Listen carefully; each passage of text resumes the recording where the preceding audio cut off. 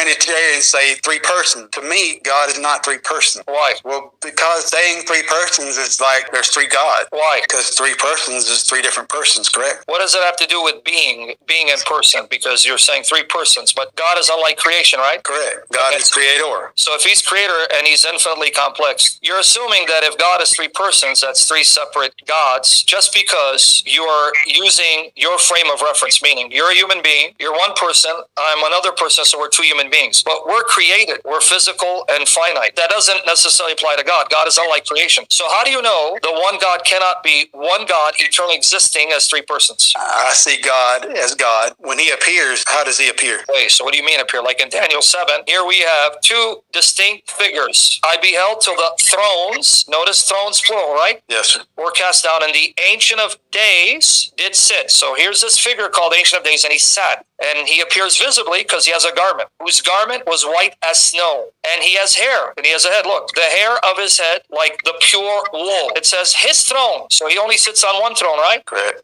But Daniel saw thrones, more than one. So whoever this figure is, he only sits on one throne. Now here, I'm going to show you who this figure is not in a minute, but pay attention. Daniel sees thrones. He sees this elderly figure. How do we know that? Because he's got white hair, who's wearing a white garment, and he's very old. He's called Ancient of Days, and he sits on a throne. Same chapter, Daniel 7, 13 and 14. Are you going to do math for me? You're going to count for me. So it said thrones, right? Plural? Yes. So one of the thrones is occupied by who? It says Ancient of Days, and his throne, right? Yes. But then if you read verse 10 carefully, everyone else is standing. They're not seated. Now watch here. I saw in the night visions, says Daniel 7, 13, 14. Same chapter. And behold, one like the Son of Man. Now here's another figure. Yes. Came with the clouds of heaven.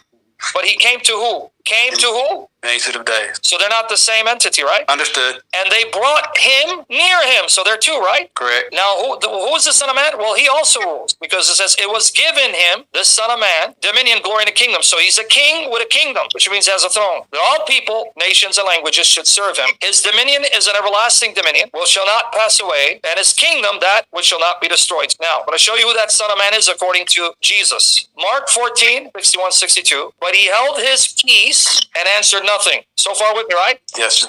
Again, the high priest asked him and said unto him, Art thou the Christ, the Son of the Blessed? Jesus said, I am. Now notice, you shall see the Son of Man sitting on the right hand of power and coming with the clouds of heaven. So Jesus said, he's the Son of Man that will come in the clouds of heaven. He's referring to Daniel 7, 13 and 14. So who's the Ancient of Days? Well, that would be God Almighty, correct? God the Father, right? Okay. Ancient of Days is God the Father, and he sits on a throne. And we're like the Son of Man who comes on the clouds, and he sits next to the Ancient of Days, so that's two.